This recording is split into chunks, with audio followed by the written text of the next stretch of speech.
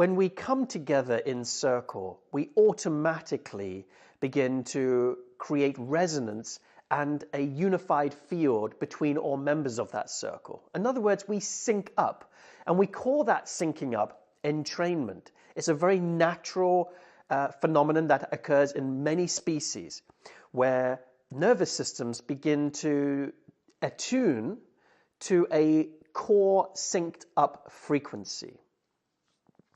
Now, this is not some special superpower. This is evolution, and in fact, something that we need to survive.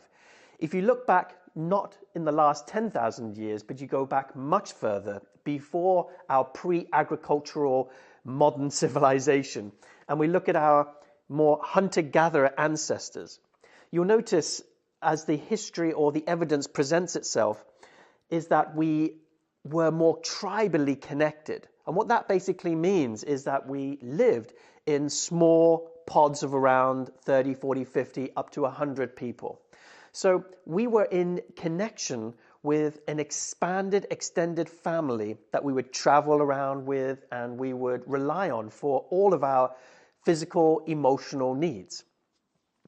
So, for example, if a member of the tribe went out, met a saber-toothed tiger, got scared, it would come back and it would in fact engage in community regulation, not just self-regulation, deep breathing, isolated in his own hut.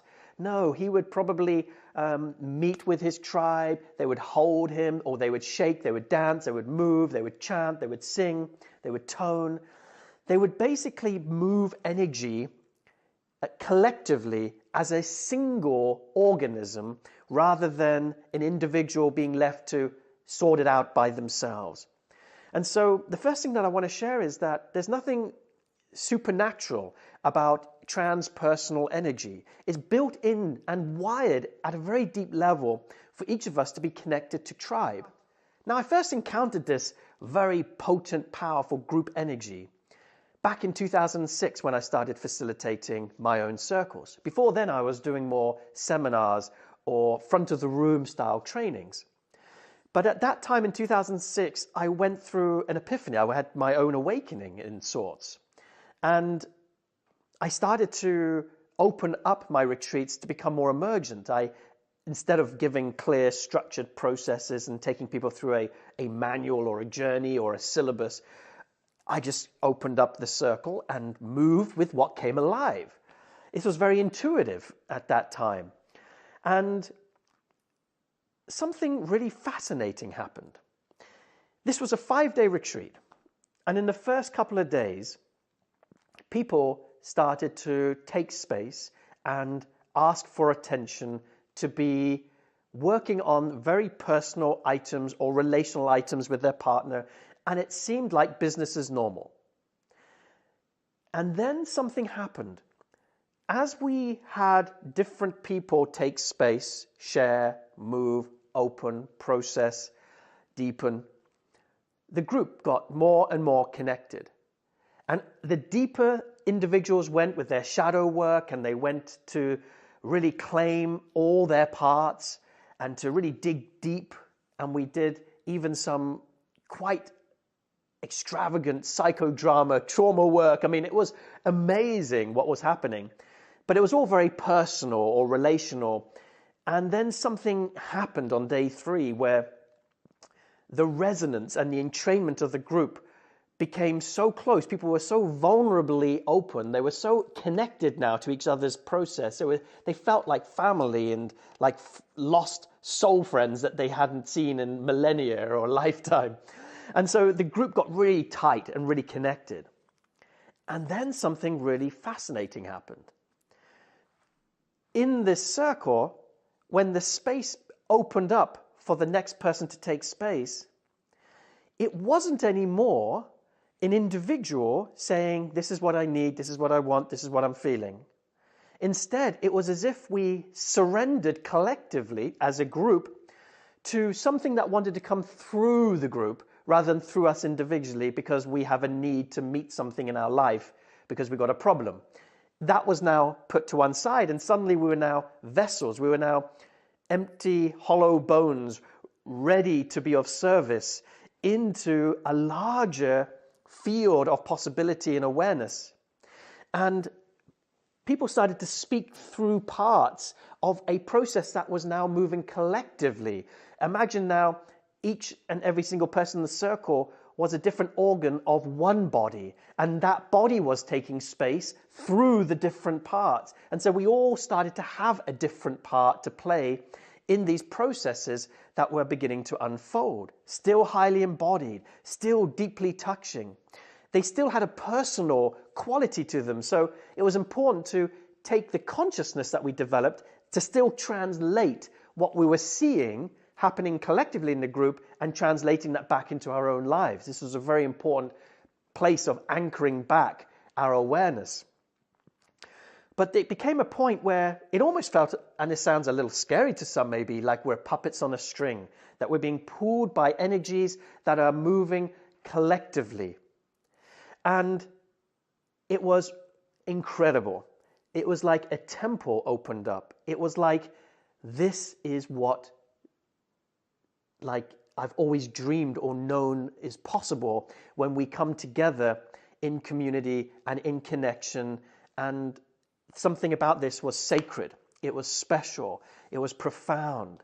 And it was so intimate. And it was meeting a need so deep, I can't even describe it. It almost like it has no name, because that collective meeting point, that tribal community sense of we're going to share in this and we're going to surrender to the collective divine and to the emergent, entrained space that happens between us, is something that I believe our ancestors many thousands of years ago, before the whole modern civilizational separation split in our culture, but while we were still deeply connected to nature and to each other, I think this was what they experienced.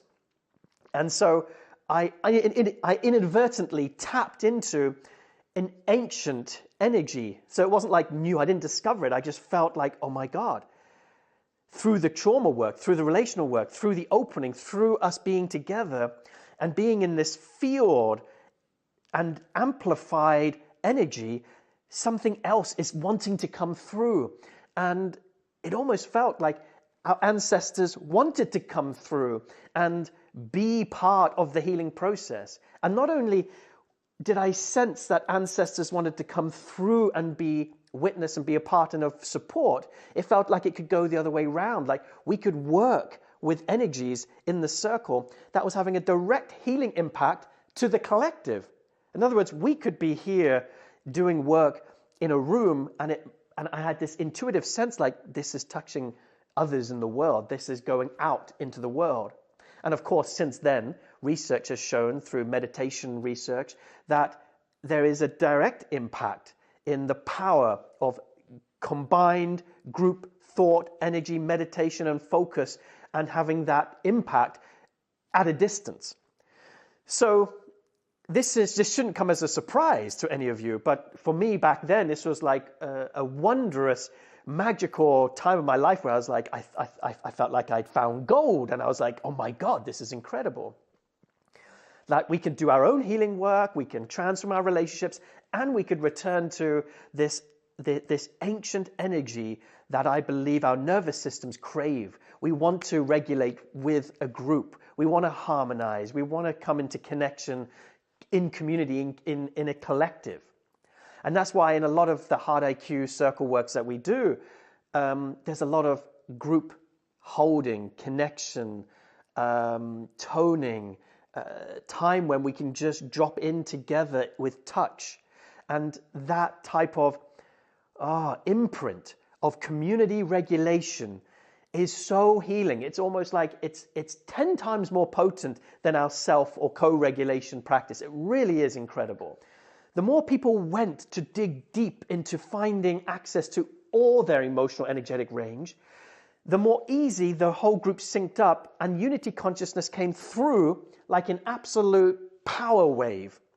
And the moments and the times when that work wasn't done, when we didn't do our own inner work, when we didn't do our relational work, when we weren't taking responsibility, when we weren't learning the language or being really connected with ourselves, unity consciousness became almost like a show something that we were pretending to be in through meditation and stillness and trying to speak all the right words and do all the right actions. But the temple energy, the sacred unity as a feeling, as an embodied consciousness coursing through the field, wasn't there in the same way.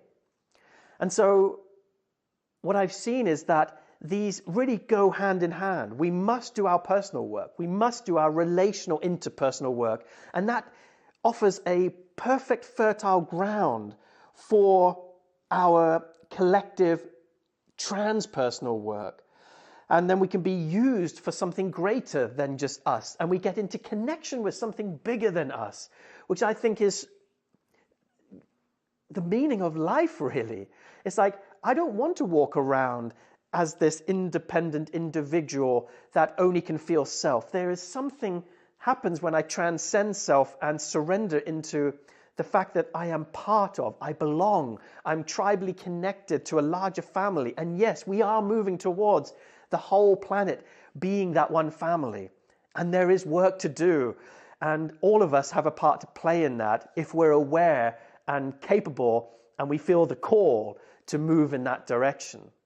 Now, the last thing I want to share here about this powerful group energy, this collective force, is that when we gather together as a group, everything becomes amplified when we're in resonance. So when we sync up and we have this entrainment, we feel more, we experience more. We also feel what's going on over in the other side of the room more. So we feel more of others, we feel more of self, we feel more of our strategies, we feel more of our defense, we feel more of our triggers. Everything expands. And as we begin to surrender into the group field, we start to tune into what I would call a group mind. And this is where circle wisdom or group intelligence can be accessed as a resource to go so much further in our intuition and our clarity and our intelligence and our awareness that we could ever access on our own. Imagine all of our higher selves all hooking up together and having a party, and then any one of us could tap that entire inner net, not the internet, but the inner net of all of us combined, and draw on information, wisdom, clarity, awareness about what's happening, what's going to happen. I have seen and encountered so much in these types of fields. Information that I shouldn't know or others shouldn't know. This precognition of being able to feel what's about to happen. And so as you can tell, this part of the work totally lights me up. And because it meets that multidimensional aspect of me, and it seems to draw to the work people that, of course, want to do their own work, feel the need and feel the absolute necessity for their own healing and for improving relationships. But they're also looking for a home, a place where this part is part of reality. Because a lot of people, like myself, I felt these energies when I was a young child, and I was always aware of what was possible. It was almost like an energy, but not a reality in the body. And so when I stumbled across this, I was like, oh my God, now I get to live what I've always known. And I get to now be in connection in a way that it's just not possible in our culture in many ways. And so Heart IQ offers this multiple dimensional aspect of connection, of self, of relationship, but also in connection with the collective field that is so rich. And it feels like connecting to source and connecting to the divine in everyone at the same time. It's a very hard thing to describe. You have to experience it in order to feel it. But to be able to tap that level of group intelligence, to have access to that resource, is simply like plugging yourself into a high-speed fiber internet connection rather than just being in that, that old dial-up connection that you couldn't even be on the phone at the same time. And it was so slow, it took an hour to just download a picture. But today, boom, a 4K movie can be on your phone or on your computer in 4 seconds. That's the difference.